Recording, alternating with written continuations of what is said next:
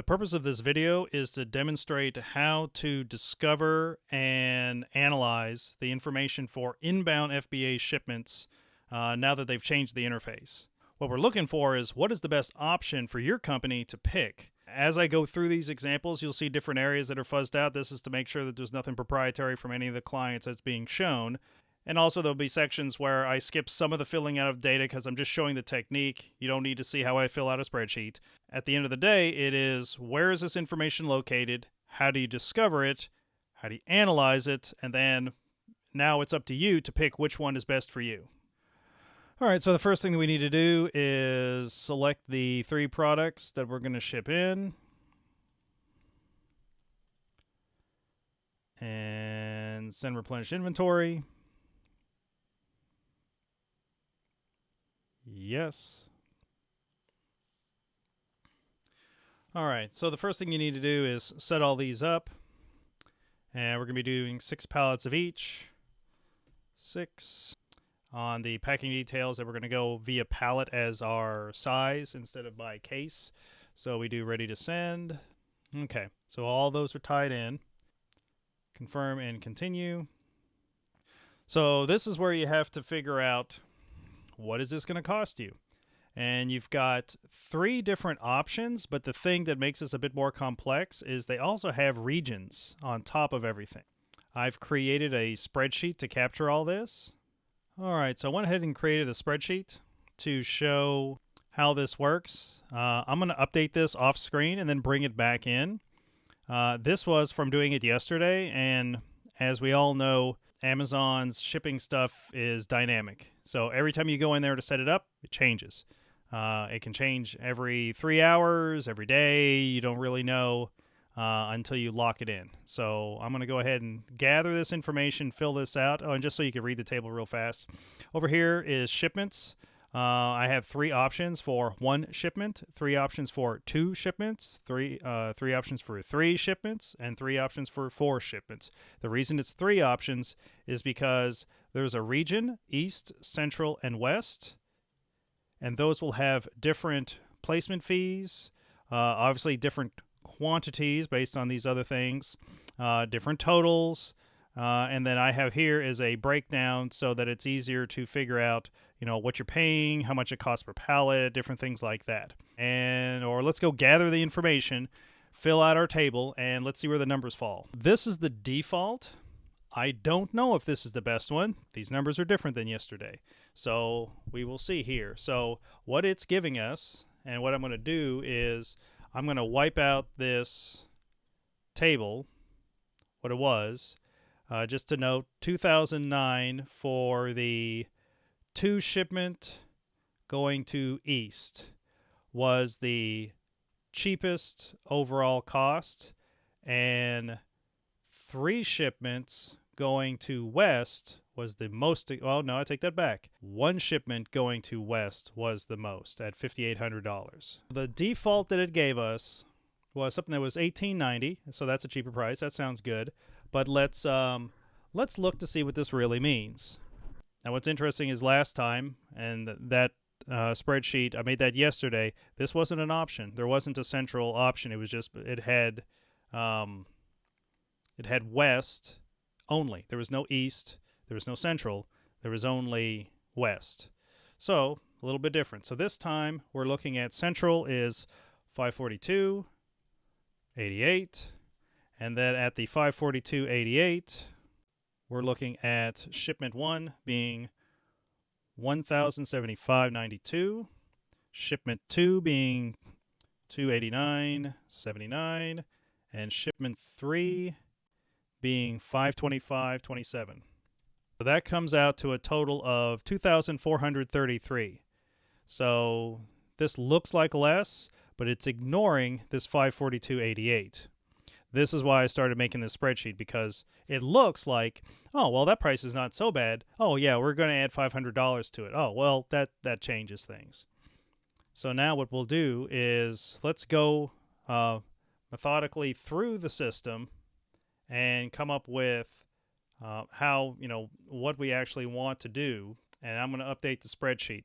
So I'm going to go with the 1 shipment option and start with East. So placement fee is $786.24, and shipment 1 is $2,026.80, giving us a total of $28.16. All right, next we're going to go with Central. Now, this is shipping out of New York, so it's going to make sense that West is probably not what you want, but I'm doing this demo to show you how to thoroughly go through there, because sometimes you find things where maybe the East is going to be super expensive and the West is not so bad, or vice versa, or something like that. You have to go through all the data, or else you're letting Amazon pick for you, and they're not necessarily going to pick the best thing for your company. All right. And so now we're going to go over here to this thing that says 3 shipments, but there's no 2 shipments. Well, it depends. Let's go back here to East. Oh, look, it flipped to 2 shipments. Things change. So we're going to do 2 shipments East. Our fulfillment is $5.99. All right, we're going to go over to the 4. Now for 4 shipments, there's no fee. However, we're dealing with 4 shipments, which is, if you're splitting this up in pallets, it may not be that big of a deal. However, think about it, that's 4 trucks coming. Each one of those trucks really has a fee up front, whether they're picking up 1 pallet or 20 pallets. So you're losing efficiency by you're basically getting a truck fee 4 times as opposed to 1 time. So it's something to look at, and that's why I'm calculating these numbers here. Okay, so now let's look at the spreadsheet and see what we have. And we will clear this out from last time. If we want to be cost effective, our best option is this one here, and we'll highlight that. However, that means that we're setting up 4 trucks. I don't know if that's a big deal.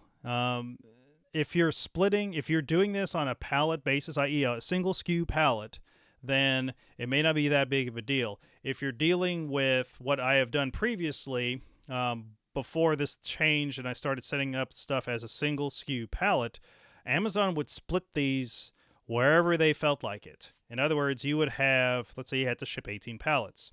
You'd have 3.3 pallets, and then 4.9 pallets, and then 5.6 pallets. So you'd have all these fractional pallets. Well, each time there's a fractional pallet, that's an extra pallet. Pallets are going to cost you $30, $50, $70, depends on how hard they are to get to, who your 3PL is, all that sort of stuff. Someone's paying for the pallet. You're not shipping a lot of stuff on that pallet. It's still taking up a footprint on a truck. So 6.2 pallets is 7 pallets, at least as far as a truck is. You don't want to double stack your stuff, so you're taking up the space in there. But you have a pallet with 1 level of stuff in it, and they were doing that a lot, and it was causing lots of problems. So something to think about, if you're having your 3PL take a truckload of stuff that you have and then break it down into pallets and then break those pallets down into partial pallets, that's a lot of labor work you're doing in there, touching this and moving this around. So something to think about.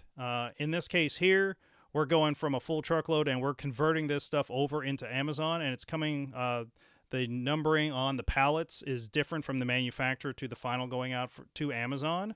So we have to handle the pallets either way.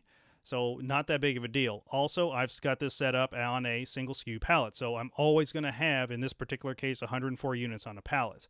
And Amazon is not splitting it across the pallets like they've done previously when we were doing it as a case pack and not as a single SKU pallet. So in this situation, we're looking at 4 shipments. Now, that's a headache because now my guys at the 3PL, they have to look for 4 different trucks. They have to deal with 4 different orders. And there's a lot of logistical work that has to be done 4 times instead of them doing once with 1 set of labels, 1 set of pallet labels, and then keep the split of the SKUs, because there's 3 different SKUs in this situation, keep the split of the SKUs correct. Now they have to track each one of those 4 different times in different quantities. So it's going to make it more difficult. The fact that they're going single SKU pallet means it's not so bad, but it's something to think about. So setting this up, if we went with Central at $2106.55 and then versus the zero cost fee at $1902.62, that's going to be a difference of, let's call it $200, probably worth it. I'd pay the $200 just so my guys on the floor don't have to dance around and figure out 4 different orders to keep straight, because there's, the likeliness you're going to make an error increases the more complexity you put in there. We're going to make it 4 times as complex because we have 4 different shipments with 4 different sets of labels, each one having their FBA intake label, what's usually known as a case label, which is a little different on this particular one, but same idea.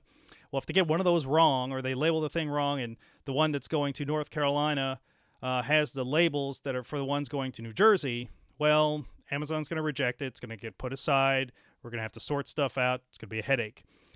2106, that's $200, less likely to mess things up. I give them one task to do, really easy, and it's easy to verify. So in this situation, even though it's more expensive, I'm going to go with the 2106 option, which is this one here, because I am considering my 3PL and what can I do to make their job easier and reduce the likeliness of error. And for $200 for a shipment of 1,800 units, that's worth it. There you go. And that's setting this up. We're going to pick the option for single shipment going central, the one that's 2106. So we come back here, we go to one shipment. We go to central. Continue to carrier pallet info. All right, it's going to be $11.51 for the shipment and $9.54 for the placement. What we did in Synopsys was look at all the options for inbound shipping, take all that information out, put it into a spreadsheet so we can analyze and look at it. Sometimes we're shipping a large quantity of units, but that might cost us less in a placement fee. Other times it costs us more in a placement fee. Other times shipping to west, central, or east is going to cause a different amount of cost per individual shipment. So it gets rather complex. We're looking at upwards of, potentially 5 different cost variables on any one of these scenarios. So it makes sense to go ahead and look through there, put them all into a spreadsheet, and then pick the one that makes sense. In this particular case, we actually did not go with the cheapest one. We went with the one that's going to be not very expensive comparatively, however, easier for our warehouse to get it done correctly and make sure that we don't have any hiccups. In this case, an insurance policy of $200 is definitely worth it compared to having our products shipping to a wrong location, or for any one of these shipments getting confused and getting pulled aside, or us stocking out, because now we have to wait for weeks and weeks for Amazon to fix any sort of labeling issue that we may have done inadvertently because we had such a complex situation with shipping in product.